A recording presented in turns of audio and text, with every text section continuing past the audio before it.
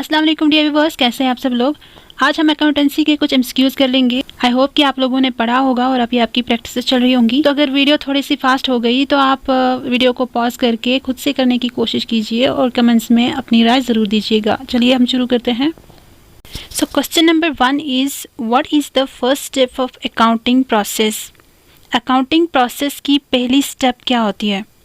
तो जाहिर सी बात है कि हम शुरुआत ट्रांजैक्शन कहाँ से करते हैं, आइडेंटिफाई करने से। हम पहले ट्रांजैक्शंस को आइडेंटिफाई करते हैं कि what kind of transaction it may be. उसके बाद हम measuring, recording, classifying, summarising, analysing and interpreting और कम्युनिकेटिंग करते हैं। So the option number 3 is correct answer. Number 2 is recording of transaction in the journal is called posting, journalizing, casting, none of the above। जो recording हम transactions की journal में करते हैं उसको हम क्या कहते हैं, उसको हम जर्नलाइजिंग कहते हैं या फिर जर्नलाइज भी कहते हैं। और नंबर 1 जो है पोस्टिंग, वो हम कहाँ पे करते हैं, लेजर में। ठीक है, तो पोस्टिंग लेजर में और जर्नलाइजिंग जर्नल में। ठीक है। Question number 3 is the supply of goods or service between two people is known as। दो लोगों के बीच में जो गुड्स और सर्विसेज की सप्लाई होती है उसको हम क्या बोलते हैं। Goods transaction, service, credit transactions, business transactions. Obvious सी बात है, उसको हम कहेंगे goods transactions. Option number 1 is correct answer. Next is journal is a book of only cash transactions, original entry, credit, sales and purchase, secondary entry. तो journal जो है उसको हम a book of primary entry भी कह सकते हैं और ओरिजिनल एंट्री भी कह सकते हैं। A book of original entry या a book of primary entry भी कह सकते हैं। और रही बात सेकेंडरी एंट्री की, तो सेकेंडरी एंट्री हम कहाँ पे करते हैं, लेजर में। जैसे कि आप जानते हो जर्नल से फिर लेजर में होती है एंट्री, तो उसको हम सेकेंडरी एंट्री कहेंगे और इसको हम बुक ऑफ ओरिजिनल एंट्री या प्राइमरी एंट्री भी कह सकते हैं। Question number 5 is which one is not a personal account. इनमें से कौन सा पर्सनल अकाउंट नहीं है। तो लोन हम जानते हैं कि एक लाइबिलिटी है, ड्राइंग्स जो है वो पर्सनल अकाउंट में आएगा, कैश अकाउंट जो है वो एक एसेट है और एसेट यानी रियल अकाउंट। ठीक है, यानी कैश अकाउंट जो है वो रियल अकाउंट है, पर्सनल नहीं। तो the correct answer is option 3 cash account. Okay. Question number 6 is a purchase of machine for cash should be debited to. Purchase of machine कहाँ है यहाँ पर। तो जब भी मशीनरी परचेज की जाती है तो मशीनरी अकाउंट ही डेबिट होता है। ठीक है, मशीनरी जब परचेज की जाए तो मशीन अकाउंट डेबिट होगा, यानी कि option number 2 is correct answer. यहाँ पर हमारी जर्नल एंट्री क्या बनेगी, machine account debit to cash. ठीक है, option number B machine account is correct answer for this question. Next question is trial balance is prepared. Trial balance कब prepare की जाती है। देखिए, पहले जर्नल, उसके बाद लेजर, उसके बाद ट्रायल बैलेंस, उसके बाद फाइनेंशियल स्टेटमेंट्स। ठीक है, तो ट्रायल बैलेंस कब बनती है, जब लेजर की पोस्टिंग वगैरह ख़त्म हो जाती है, उसके बाद ट्रायल बैलेंस बनती है। और ट्रायल बैलेंस का मकसद क्या होता है, इसका मकसद यही होता है इंश्योर करे कि कंपनी की बुक कीपिंग सिस्टम जो है उसमें सब कुछ मैथमेटिकली सही है। ठीक है, उसमें सारी एंट्रीज सही है। और वैसे तो ये साल के एंड में ही, अकाउंटिंग ईयर के एंड में ही बनती है, लेकिन बिज़नेस को जब भी इसकी ज़रूरत पड़ जाए यानी महीने के एंड में भी कर सकते, कभी भी कर सकते। ठीक है, तो यहाँ पर सही ऑप्शन क्या है, after posting to ledger is complete. Option number 3 भी है, लेकिन ये इनकम्प्लीट बात बताई गई है, आधी बात बताई गई है। ठीक है, ऑप्शन नंबर 4 है इसका करेक्ट आंसर, क्योंकि after posting to ledger is complete and accounts have been balanced. ठीक है, क्योंकि लेजर का सारा प्रोसेस ख़त्म होने के बाद ट्रायल बैलेंस शुरू हो जाती है। तो option number 4 is correct answer. Next question is point out the correct equation. ठीक है, assets is equal to liabilities plus capital, assets is equal liabilities minus capital, liabilities is equal to assets plus capital, capital is equal to assets plus liabilities. तो यहाँ पर correct option क्या बनती है, आपकी सही इक्वेशन क्या है, option number 1 assets is equal to liabilities plus capital. Next question is business transactions are recorded in chronological order, weekly, at the end of the month all of these.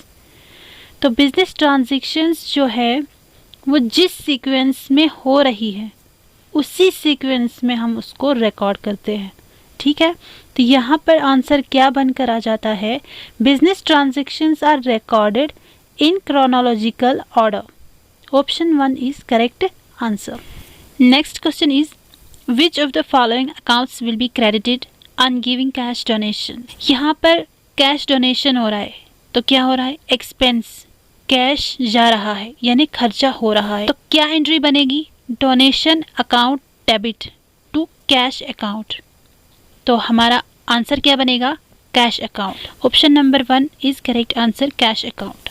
Next question is withdrawal of cash from business by the proprietor is credited to. यहाँ पर क्या हो रहा है, withdrawal of cash हो रहा है। कौन कर रहा है, प्रोप्राइटर। प्रोप्राइटर यानी कि ओनर ऑफ द बिजनेस जो है वो विड्रॉवल ऑफ कैश कर रहा है। विड्रॉवल ऑफ कैश हो रहा है यानी ड्राइंग्स हो रही है, ठीक है। और ड्राइंग्स क्या कर रही है, ड्राइंग्स कैपिटल को रिड्यूस करती है। कैपिटल क्या है, एसेट, और एसेट कम हो रहा है यानी कैश कम हो रहा है। हम यहाँ पर एंट्री कैसे करेंगे, drawing account debit to cash account. समझ में आ रहा है, ड्राइंग अकाउंट हम डेबिट टू कैश अकाउंट, ठीक है। तो हमारे यहाँ पर ऑप्शन आएगा option number 3 cash account. Question कह रहा है Ram purchases 1000 notebooks at ₹50 each, ठीक है। हम 50 इंटू 1000 करेंगे तो वो हमारे पास लिस्ट प्राइस आ जाती है 50,000, ठीक है। ये जो 50,000 आया हमारे पास, ये आ गई हमारी लिस्ट प्राइस। और अब क्या कह रहा है, ट्रेड डिस्काउंट ऑफ 20%, ठीक है।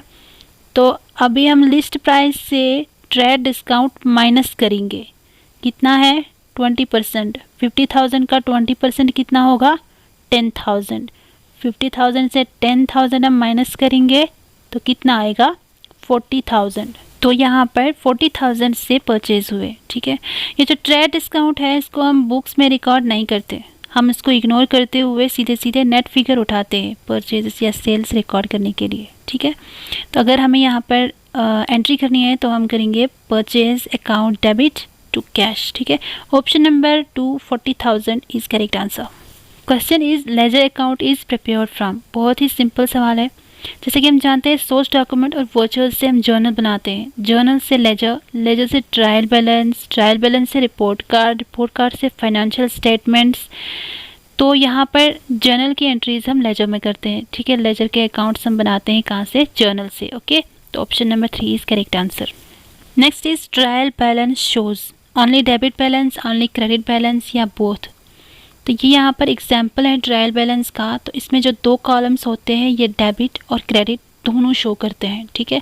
Both, so option number 3 both debit and credit balance. Option number 3 is correct answer. Question is ledger is a book in which. इनमें से कौन से अकाउंट्स मेंटेन होते हैं लेजर में, तो इनमें से सारे अकाउंट्स रियल हो, पर्सनल और नॉमिनल हो, लेजर में मेंटेन होते हैं। ये सारे एंट्रीज जो है जर्नल में जो भी सारी एंट्रीज होती है वो लेजर में पास होती है, लेजर में जाकर के इनके अकाउंट्स बनते हैं, ठीक है। तो लेजर को जो है प्रिंसिपल बुक भी कहा जाता है और इसको बुक ऑफ सेकेंडरी एंट्री या फिर बुक ऑफ फाइनल एंट्री भी कहा जाता है। So option 3 real, personal and nominal accounts are maintained is right option. Next is how many accounts are affected in a transaction. Transaction में कम से कम 2 accounts तो अफेक्ट हो जाते हैं, ठीक है। कम से कम 2, लेकिन हम यहाँ पर ओनली 2 नहीं कह सकते, हमें कहना है एटलीस्ट 2, ठीक है। 2 और 3 भी नहीं कह सकते क्योंकि कम से कम 2 अकाउंट्स तो होते, 2 से ज़्यादा भी हो सकते हैं। तो हमें यहाँ पर कहना है एटलीस्ट 2, कम से कम 2 तो होते। Next question is if Ram has sold goods for cash to Param the entry will record in the. यहाँ पर कैश आया तो बस सवाल यहीं पर ख़त्म, कैश बुक में होगा। ऑप्शन 1 इज करेक्ट आंसर क्योंकि इसमें कैश इन्वॉल्व है ना, तो option 1 is correct answer. Next question is balance in the पेटी कैश बुक इज।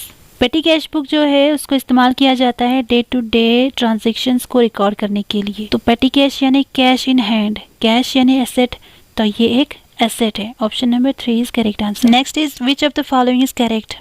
इक्वेशन के हिसाब से कौन सा करेक्ट है, asset is equal liabilities plus capital. तो देखते हैं, capital plus liabilities is equal to asset, तो पहला ही ऑप्शन सही निकला। इन पर जाने की ज़रूरत ही नहीं है। Option first is correct answer. Next question is the liabilities of a firm are 3000, the capital of the proprietor is 7000, the total assets are. कितना सिंपल क्वेश्चन है। लायबिलिटीज और कैपिटल दिया गया है, हमें एसेट्स निकालना है। तो लायबिलिटीज कितने हैं 3000, कैपिटल कितना है 7000, तो एसेट्स आ गए 10,000 हमारे पास। ठीक है, option number 2 is correct answer. Next question is purchase of machine by cash means. तो यहाँ पर मशीन भी असेट है और कैश भी असेट है। परचेज ऑफ मशीन यानी एक असेट आ रहा है, बाय कैश यानी एक असेट जा रहा है। तो इसका क्या मतलब हुआ, increase in asset and decrease in asset. एक असेट आ रहा है, एक असेट जा रहा है। Option number B is correct answer. Next question is payment to a creditor means. Pay हो रहा है कैश यानी एक एसेट डिक्रीज हो रहा है, ठीक है, और क्रेडिटर कम हो रहे हैं यानी लायबिलिटी कम हो रही है। तो decrease in liability, decrease in asset and decrease in liability. Option number 1 is correct. Next question is out of the following asset which one is not an intangible asset. Not an intangible, intangible क्या हुआ जिसे हम छू नहीं सकते, देख नहीं सकते, और टेंजिबल क्या हुआ जिसे हम छू सकते हैं, देख सकते हैं। तो यहाँ पर इंटेंजिबल कौन सा है, नज़र पर ही पता चलता है। बिल्डिंग, बिल्डिंग जो है उसे हम देख सकते हैं, छू सकते हैं, तो वो इंटेंजिबल कैसे हुआ। पेटेंट, गुडविल और ट्रेडमार्क जो है ये इंटेंजिबल एसेट्स हैं। तो building, option number 1 is correct answer. Next question is deposit of cash in bank is recorded in. Deposit of cash यानी बैंक बैलेंस बढ़ रहा है ना, तो bank account debit to cash account होगा, ठीक है, यानी डेबिट ऑफ बैंक कॉलम होगा और credit of cash column. That's the option number first correct answer.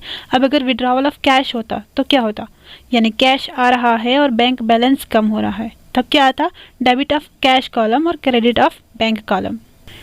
Next question is Mr. ABC earns a profit of 2 lakh in his business at the end of the financial year. Financial year के and में profit of 2 lakh हुआ है, 2 लाख का फ़ायदा हुआ है। तो ये क्या है, एक इवेंट है। क्यों, क्योंकि ये साल भर में जितने भी ट्रांजेक्शन्स हुए उनका रिजल्ट हमारे पास है, तो ये इवेंट होगा, ट्रांजेक्शन्स नहीं, ये एक इवेंट होगा। तो option number 1 is correct answer. Next question is X commenced business on 1 April 2020 with a capital of 6 lakh, यानी कि हमारे पास ओपनिंग कैपिटल कितना है 6 lakh. On 31 March 2021 his assets were worth 8 lakh, यानी एसेट्स हमें कितना गिवन है 8 lakh and liabilities is equal to 50,000, यानी लायबिलिटीज हमारे पास कितना है 50,000। चलिए करिए, assets minus liabilities is equal to 7,50,000। तो हमारे पास क्लोजिंग कैपिटल क्या आ जाता है 7,50,000। Option number 1।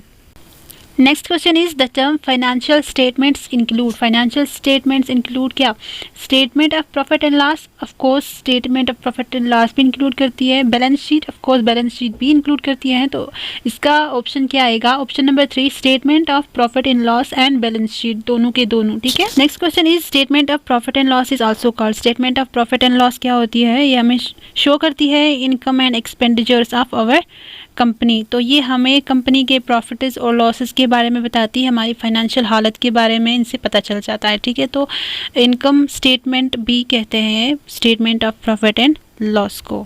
Option number 3।